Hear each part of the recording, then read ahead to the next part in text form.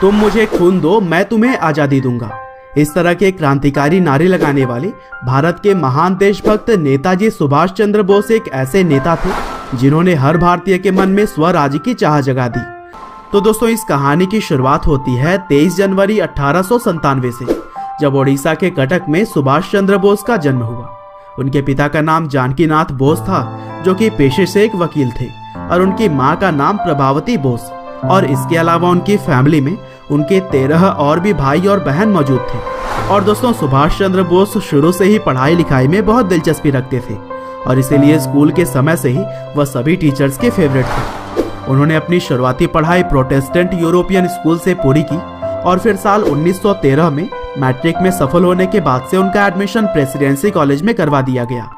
और सुभाष चंद्र बोस बचपन से ही विवेकानंद और रामकृष्ण के विचारों से काफी प्रभावित थे, और इन्हीं महापुरुषों के विचारों से प्रेरित होकर बोस को यह लगने लगा कि उनके पढ़ाई लिखाई से ज्यादा देश के हित में काम करना जरूरी है। और उस समय ब्रिटिश सरकार का शासन था, जो कि भारतीयों पर जुल्म ढाने में थोड़े भी पीछे नहीं रहते थे। और अपने आसपास हो रहे जुल्मों को देखकर सुभाष चंद्र बोस के मन में भी स्वतंत्रता की चिंगारी ने तेजी पकड़ ली। और इनकी देशभक्ति का पहला नमूना तब देखने को मिला जब यह अपने एक प्रोफेसर के द्वारा भारतीय लोगों के खिलाफ बोले जाने पर उनसे लड़ गए थे। और फिर कुछ साल के बाद 1918 में बोस ने यूनिवर्सिटी ऑफ कलकत्ता के स्कॉटिश चर्च कॉलेज से बीए की डिग्री हासिल की। हालांकि अब सुभाष चंद्र बोस देश की सेवा में लग जाना चाहते थे, लेकिन उन्हें अपने पिता के दबाव में भारत को छोड़कर इंग्लैंड जाना पड़ा, क्योंकि उनके पिता चाहते थे कि वह कोई अच्छी सी जॉब करें। और फिर कैम्ब्रिज के एक कॉलेज में पढ़ाई पूरी करने के बाद इंडियन सिविल सर्विसेज के एग्जामिनेशन में उन्होंने 4th रैंक हासिल की। लेकिन इतनी अच्छी रैंक होने के बावजूद भी उन्होंने यह नौकरी ठुकरा दी, क्योंकि उन्हें ब्रिटिश सरकार के अंदर नौकरी करना मंजूर नहीं था। और फिर भारतीय लोगों के दिलों में आज़ादी की आशा जगाने के लिए उन्होंने एक न्यूज़पेपर प्रिंट करना शुरू किया, जिसका नाम था स्वराज।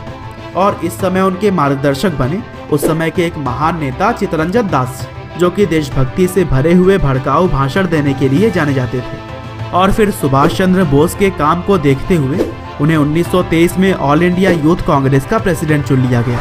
हालांकि स्वतंत्रता के लिए लोगों को उकसाने के अपराध में बोस को गिरफ्तार करके जेल में डाल दिया गया, और जेल में ही उन्हें क्षय रोग यानी कि टीबी की बीमारी हो गई। हालांकि 1927 में एक बार जेल से रिहा होने के बाद उन्हें कांग्रेस पार्टी के जनरल सेक्रेटरी के पोस्ट पर रख दिया गया, और वे जवाहरलाल नेहरू के साथ आज़ादी के जंग में कूद पड़े। और फिर 1930 में सुभाष चंद्र बोस यूरोप गए, जहां उन्होंने कुछ नेताओं से मिलकर पार्टी को और भी अच्छे से चलाने का गुण सीखा। और इसी दौरान उन्होंने अपनी किताब द इंडियन स्ट्रगल को भी पब्लिश किया। हालांकि लंदन में पब्लिश किए गए इस किताब को ब्रिटिश सरकार ने बैन कर दिया था। और फिर भारत वापस आने पर बोस को कांग्रेस पार्टी का प्रेसिडेंट चुना गया। हालांकि अहिंसा के रास्ते पर चलकर आज़ादी पाने की सोच रखने वाले गांधी जी सुभाष चंद्र बोस की हिंसा से भरी नीतियों को पसंद नहीं करते थे। और यह बात जब सुभाष चंद्र बोस को पता लगी, तब उन्होंने कांग्रेस प्रेसिडेंसी से इस्तीफा देना ही ज्यादा सही समझा। और फिर इसके बाद से सुभाष चंद्र बोस ने पूरी दुनिया में घूम घूम कर भारत के लिए समर्थन की मांग की, जिसकी वजह से ब्रिटिश सरकार पर दबाव बढ़ने लगे। और फिर दूसरे विश्व युद्ध में ब्रिटिश सरकार चाहती थी कि भारत की आर्मी भी उन्हीं के समर्थन में युद्ध लड़े, लेकिन नेताजी ने इस फैसले का जमकर विरोध किया, क्योंकि वह नहीं चाहते थे कि ब्रिटिश सरकार की जीत के लिए भारतीय जवान अपनी जान खतरे में डालें। हालांकि यहाँ पर एक बार फिर से नेताजी सुभाष चंद्र बोस को जेल में डाल दिया गया, लेकिन जेल जाकर भी वह चुप नहीं बैठे और वहीं पर भूख हड़ताल की, और इसीलिए उन्हें 7वें दिन ही जेल से रिहा कर दिया गया। हालांकि जेल से बाहर आने के बाद बोस को उन्हीं के घर में सीआईडी के देखरेख में नजरबंद कर दिया गया था, लेकिन इसके बावजूद 16 जनवरी 1941 को पठान का हुलिया बनाकर वह सीआईडी को भी चकमा देने में कामयाब हो गए। और फिर भारत की आज़ादी के लिए वह ब्रिटिश के दुश्मन देश जर्मनी के लिए रवाना हो गए।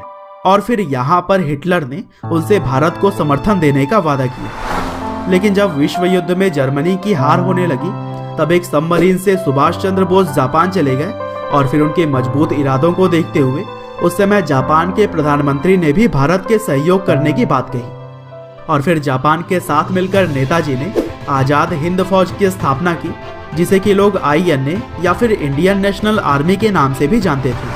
और फिर साउथ ईस्ट एशिया में रह रहे भारतीयों के सहयोग से INA की सेना में मजबूती आई। और इसी दौरान नेताजी सुभाष चंद्र बोस ने तुम मुझे खून दो मैं तुम्हें आज़ादी दूंगा जैसे भड़कीले मगर उत्साहित करने वाले क्रांतिकारी नारे लगाकर भारतीयों में ब्रिटिश सरकार के खिलाफ लड़ने की इच्छा और भी बढ़ा दी।